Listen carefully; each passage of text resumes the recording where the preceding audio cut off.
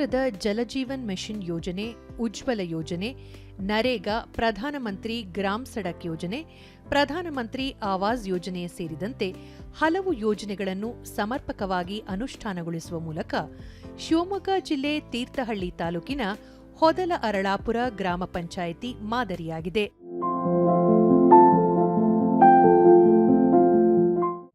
ಇಲ್ಲಿನ ಗ್ರಾಮ ಪಂಚಾಯಿತಿ ವ್ಯಾಪ್ತಿಯ ಪ್ರತಿ ಮನೆಗಳಿಗೆ ಜಲಜೀವನ್ ಮಿಷನ್ ಯೋಜನೆಯಡಿ ಶುದ್ಧ ಕುಡಿಯುವ ನೀರಿನ ಪೂರೈಕೆಯಾಗುತ್ತಿದೆ. ಅಷ್ಟೇ ಅಲ್ಲ, ಉಜ್ವಲ ಯೋಜನೆಯ ಮೂಲಕ ಪ್ರತಿಯೊಬ್ಬರೂ ಎಲ್ಪಿಜಿ ಅಳವಡಿಕೆ ಮಾಡಿಕೊಂಡಿದ್ದಾರೆ. ಈ ಯೋಜನೆಗಳು ಗೃಹಿಣಿಯರಿಗೆ ಹೆಚ್ಚು ಸಂತಸ ನೀಡಿವೆ.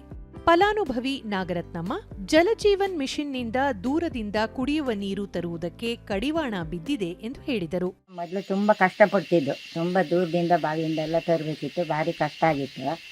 ಈಗ ಜಲಜೀವನದಿಂದ ನಮಗೆ ನೀರು ಕೊಟ್ಟಿದ್ದಾರೆ, ತುಂಬ ಅನುಕೂಲವಾಗಿದೆ. ನರೇಂದ್ರ ಮೋದಿಯವರಿಗೆ ಧನ್ಯವಾದಗಳು.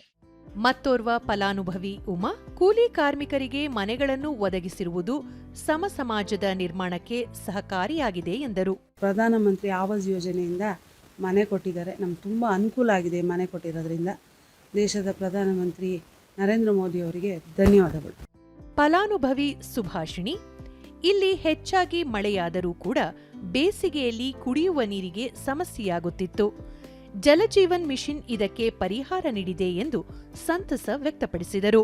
ನಮಗೆ ಬೇಸಿಗೆ ಕಾಲದಲ್ಲಿ ನೀರಿಗೆ ತುಂಬ ತೊಂದರೆ ಆಗುತ್ತೆ. ಕೇಂದ್ರ ಸರ್ಕಾರ ನಮಗೆ ಜಲಜೀವನ ಮಿಷನ್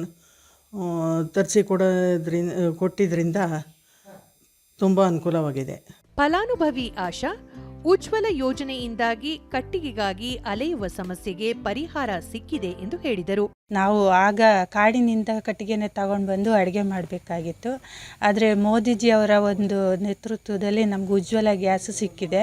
ಅದರಿಂದ ನನಗೆ ತುಂಬ ಹೆಲ್ಪ್ ಆಯಿತು. ಆರೋಗ್ಯಾಧಿಕಾರಿ ಡಾಕ್ಟರ್ ಗಣೇಶ್ ಕಾಮತ್, ಆಯುಷ್ ಆಸ್ಪತ್ರೆ ನಿರ್ಮಾಣದಿಂದಾಗಿ ಉಚಿತ ಆರೋಗ್ಯ ಸೇವೆ ಒದಗಿಸಲಾಗುತ್ತಿದೆ. ಕೇಂದ್ರದ ಅನುದಾನವನ್ನು ಸಮರ್ಪಕವಾಗಿ ಬಳಕೆ ಮಾಡಿಕೊಳ್ಳಲಾಗಿದೆ ಎಂದು ತಿಳಿಸಿದರು. ಮಳೆ ಬೀಳುವ ಪ್ರದೇಶ ಇದು. ಇಲ್ಲಿ ಶೀತ, ಕೆಮ್ಮು, ಜ್ವರ ಅಥವಾ ವಾತ ಗಂಟು ನೋವು ಇವೆಲ್ಲ ಜಾಸ್ತಿ. ಇಂಥ ವ್ಯಕ್ತಿಗಳಿಗೆ ನಾವು ಸುಲಭವಾಗಿ ಇದು ಕೇಂದ್ರ ಆಯುಷ್ ಮಂತ್ರಾಲಯದಿಂದ ಒದಗಿಸಿದ ಔಷಧಿಗಳು, ಅಂದರೆ ಅವರು ಸುಮಾರು 1.5 ಲಕ್ಷಕ್ಕಿಂತ ಜಾಸ್ತಿ ಔಷಧಿಗಳನ್ನು ಸಪ್ಲೈ ಮಾಡ್ತಾ ಇದ್ದಾರೆ. ಅದು ಉಚಿತವಾಗಿ ಎಲ್ಲರಿಗೂ ಸಿಗ್ತಾ ಇರೋದು ನಮ್ಮ ಆಯುಷ್ ಮಂತ್ರಾಲಯದ ಒಂದು ಉತ್ತಮ ಒಂದು ಪ್ರೋತ್ಸಾಹದಾಯಕ. ಗ್ರಾಮ ಪಂಚಾಯಿತಿ ಅಧ್ಯಕ್ಷೆ ಮಲ್ಲಿಕಾ, ಕೇಂದ್ರದ ಯೋಜನೆಗಳನ್ನು ವ್ಯವಸ್ಥಿತವಾಗಿ ಜಾರಿಗೊಳಿಸುವುದು ನಮ್ಮ ಮೂಲ ಉದ್ದೇಶ. ಆ ನಿಟ್ಟಿನಲ್ಲಿ ಕಾರ್ಯನಿರ್ವಹಿಸಿ ಪ್ರತಿಯೊಬ್ಬರೂ ಯೋಜನೆ ಸದುಪಯೋಗ ಪಡೆಯುವಂತೆ ಮಾಡಲಾಗಿದೆ ಎಂದರು. ಜಲಜೀವನ ಮಿಷನ್ ಅಡಿಯಲ್ಲಿ ಪ್ರತಿ ಮನೆಗೂ ಶುದ್ಧ ಕುಡಿಯುವ ನೀರಿನ ಸಂಪರ್ಕವನ್ನು ಕಲ್ಪಿಸುತ್ತಾ ಕೊಡಲಾಗಿದೆ. ಉದ್ಯೋಗ ಖಾತ್ರಿ ಯೋಜನೆಯಿಂದ ಕೆರೆಗಳನ್ನು ನಿರ್ಮಾಣ ಮಾಡಲಾಗಿದೆ ಮತ್ತು ಗ್ರಾಮೀಣ ಭಾಗದಲ್ಲಿ ಹಲವಾರು ನಿರುದ್ಯೋಗಿ ಜನರಿಗೆ ಉದ್ಯೋಗದ ಅವಕಾಶವನ್ನು ಕಲ್ಪಿಸಿಕೊಡಲಾಗಿದೆ. ಇನ್ನು ಸಾಕಷ್ಟು ಹಲವಾರು ಯೋಜನೆಗಳನ್ನು ನಮ್ಮ ಪಂಚಾಯತ್ ವ್ಯಾಪ್ತಿಯಲ್ಲಿ ಅನುಷ್ಠಾನ ಮಾಡಿಸಿಕೊಳ್ಳಲಾಗಿದೆ.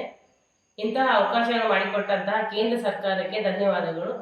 ಹೀಗೆ ಇಲ್ಲಿನ ಪ್ರತಿಯೊಬ್ಬ ವ್ಯಕ್ತಿ ಹಾಗೂ ಮನೆಗಳು ಮೂಲಭೂತ ಸೌಕರ್ಯದಿಂದ ವಂಚಿತರಾಗದಂತೆ ಗ್ರಾಮ ಪಂಚಾಯಿತಿ ಅಧಿಕಾರಿಗಳು ಸಮರ್ಪಕವಾಗಿ ಕಾರ್ಯನಿರ್ವಹಿಸಿ ಪ್ರಧಾನಮಂತ್ರಿಗಳ ಕಲ್ಯಾಣ ಭಾರತ ನನಸು ಮಾಡುವತ್ತ ದಿಟ್ಟ ಹೆಜ್ಜೆ ಇಟ್ಟಿದ್ದಾರೆ.